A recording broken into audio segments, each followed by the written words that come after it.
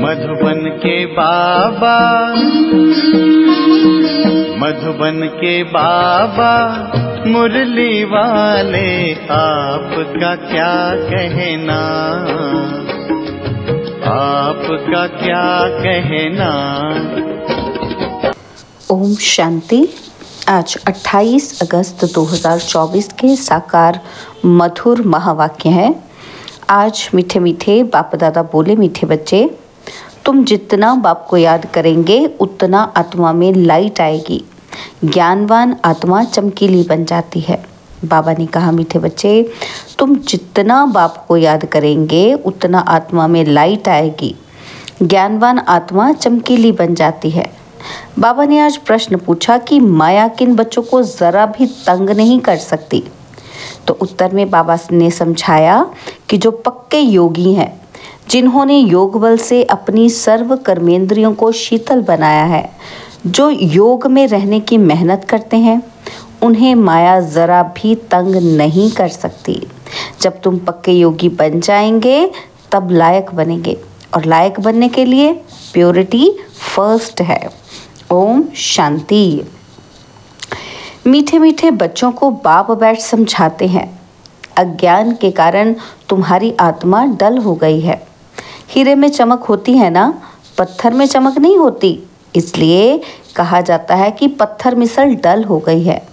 फिर जागती है तो कहा जाता है कि ये जैसे पारस मणि है।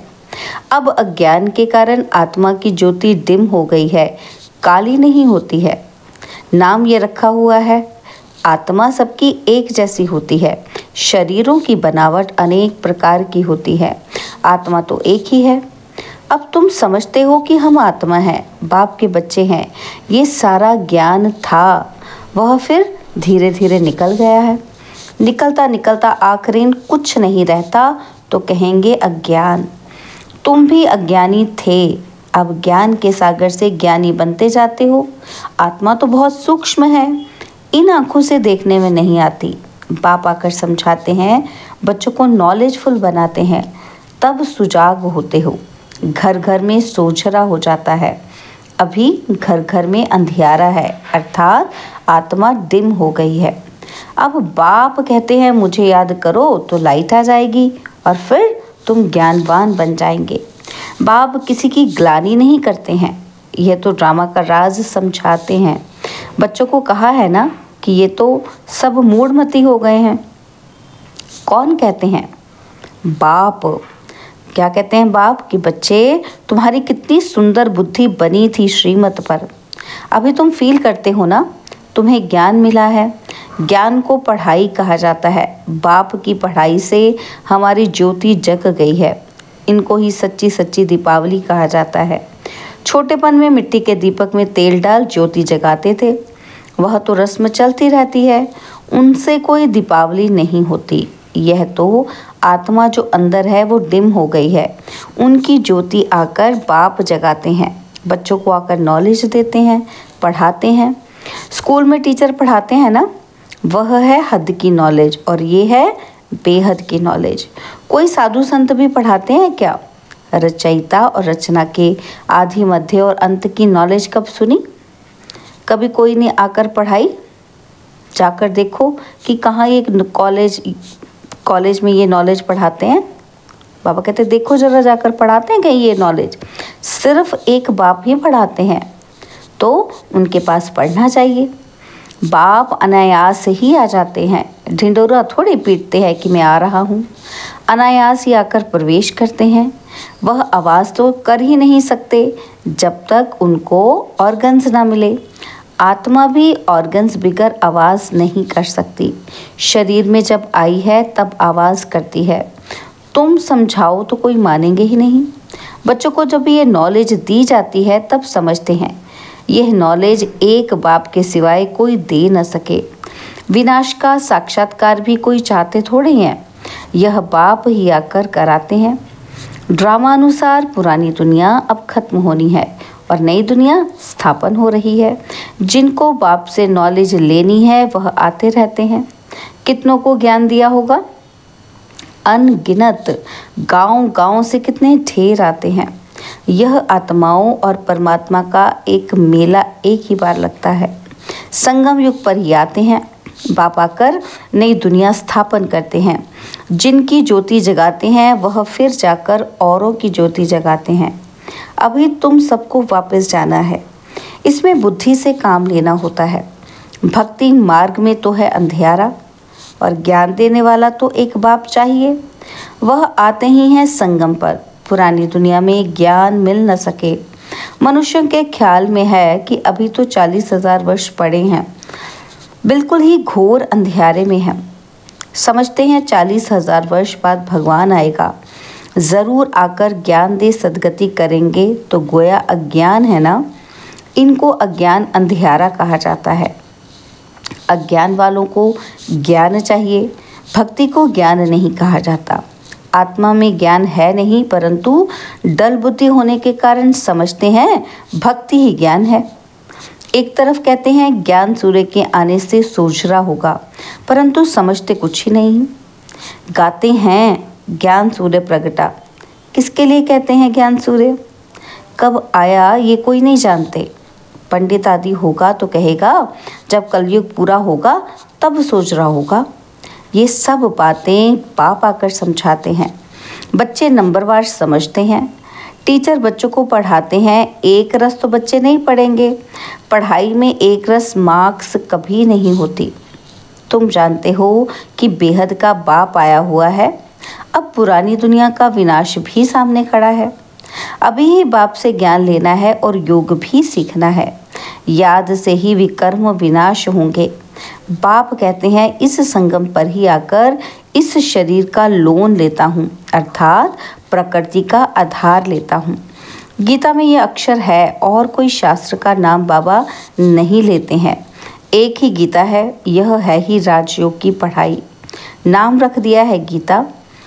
इसमें पहले पहले लिखा है भगवानुवाच। अब भगवान किसको कहा जाता है? भगवान तो है निराकार, उनको अपना शरीर तो है नहीं। वह है निराकारी दुनिया जहाँ आत्माएं रहती हैं। सूक्ष्म वतन को दुनिया नहीं कहा जाता। यह है स्थूल साकार दुनिया और वह है आत्माओं की दुनिया। खेल सारा यहाँ चलता है। निराकारी दुनिया में आत्माएं कितनी छोटी छोटी हैं और फिर पाठ बजाने आती हैं। यह ख्यालात तुम बच्चों की ही बुद्धि में बिठाए जाते हैं। इसको ही ज्ञान कहा जाता है। वेद शास्त्र को कहा जाता है भक्ति, ज्ञान नहीं। तुम्हारी साधु सन्यासियों से इतनी भेंट नहीं हुई है। बाबा का तो बहुत संग रहा है, बहुत गुरु किए हैं। पूछा जाता है कि आपने सन्यास क्यों किया, घर बार क्यों छोड़ा? तो कहते थे विकार से बुद्धि भ्रष्ट हो जाती है, इसलिए घर बार छोड़ा। अच्छा, जंगल में जाकर रहते हो फिर घर बार की याद आती होगी? बोला हाँ, बाबा का तो देखा हुआ है कि एक सन्यासी तो फिर वापस घर भी आ गया था। यह भी शास्त्रों में है। मनुष्य वानप्रस्थ अवस्था में तब जाते हैं जब आयु बड़ी हो जाती है। छोटी आयु में तो वानप्रस्थ ले ना सके। कुंभ के मेले में बहुत छोटे छोटे नांगे लोग आते हैं। दवाई खिलाते हैं जिससे कर्मेंद्रियां ठंडी पड़ जाती हैं। तुम्हारा तो है योग बल से कर्मेंद्रियों को वश में करना। योग बल से वश होते होते आखिरीन ठंडी हो ही जाएंगी। कई कहते हैं बाबा माया बहुत तंग करती है। वहाँ तो ऐसे बातें होती नहीं। कर्मेंद्रियां वश तब होंगी जब योग में तुम पक्के होंगे। कर्मेंद्रियां शांत हो जाएंगी। इसमें बड़ी मेहनत है। वहाँ ऐसे छीछी काम होते नहीं। बाप आए हैं ऐसे स्वर्ग धाम में ले जाने। तुमको लायक बना रहे हैं। माया तुमको नालायक बनाती है, अर्थात स्वर्ग व जीवन मुक्ति धाम में चलने लायक नहीं। तो बाप बैठ लायक बनाते हैं। उसके लिए प्योरिटी है फर्स्ट। गाते भी हैं कि बाबा हम पतित बन पड़े हैं, हमको आकर पावन बनाओ। पावन माना पवित्र। गायन भी है कि अमृत छोड़ विष काहे को खाए। उनका नाम विष भी है जो आदि मध्य अंत दुख देता है। यह भी ड्रामा में नूंद है। बाप कितनी बार आए हैं, तुम बच्चों से आकर मिले हैं। तुम्हें कनिष्ठ से उत्तम पुरुष बनाया जाता है। आत्मा पवित्र होती है तो आयु भी बड़ी हो जाती है। हेल्थ, वेल्थ और हैप्पीनेस सब मिल जाती है। यह भी तुम बोर्ड पर लिख सकते हो। Health, wealth, happiness for 21 generation in 1 second. बाप से ये वर्षा मिलता है 21 जन्मों के लिए। कई बच्चे बोर्ड लगाने में भी डरते हैं। बोर्ड तो सबके घर पर रहता ही है। तुम सर्जन के बच्चे हो ना, तुमको हेल्थ, वेल्थ, हैप्पीनेस सब मिलती है, तो तुम फिर औरों को दे सकते हो, तो क्यों नहीं बोर्ड पर लिख देते हो? तो मनुष्य आकर समझें। क्या समझें? कि भारत में आज से 5000 वर्ष पहले हेल्थ, वेल्थ थी, पवित्रता भी थी। बेहद के बाप का वर्षा 1 सेकंड में तुम्हारे पास बहुत आएंगे।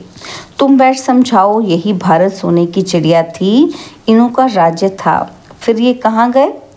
84 जन्म पहले ये लेंगे। कौन लेंगे? आप बच्चे ही लेंगे ना। तो ये नंबर 1 है ना। कौन नंबर 1 है? तो ब्रह्मा। और यही फिर लास्ट में आते हैं। बाप कहते हैं अब तुम्हारा 84 का चक्र पूरा हुआ और फिर शुरू होना है। बेहद का बाप ही आकर ये पद प्राप्त कराते हैं। सिर्फ कहते हैं, क्या कहते हैं? कि तुम मुझे याद करो तो पावन बन जाएंगे। 84 जन्मों को जानकर बाप से वर्षा लेना है, परंतु पढ़ाई तो चाहिए ना। तुमको कहा जाता है सुदर्शन चक्रधारी। नया तो कोई समझ ही ना सके। तुम जानते हो स्व आत्मा को कहा जाता है। हम आत्मा जो पवित्र थी, शुरू से लेकर 84 का चक्र लगाया, वह भी बाप बताते हैं कि तुमने पहले पहले शिव की भक्ति शुरू की। तुम तो अव्यभिचारी भक्त थे, बाप के सिवाय कोई समझा ना सके। बाप कहते हैं मीठे मीठे बच्चों, तुमने पहले पहले ये जन्म लिया। कोई साहूकार होगा तो कहेंगे ना कि आगे जन्म में इसने ऐसा कर्म किया है। कोई रोगी होगा तो कहेंगे पिछले कर्म का हिसाब किताब है। अच्छा, इन लक्ष्मी नारायण ने कौन से कर्म किए? तो ये बाप बैठ समझाते हैं। इनके 84 जन्म पूरे हुए और फिर फर्स्ट नंबर में आना है। भगवान संगम युग पर ही आकर राजयोग सिखलाते हैं। अभी तुम समझ रहे हो कि बाबा हमें राजयोग सिखला रहे हैं, फिर भी तुम भूल जाएंगे।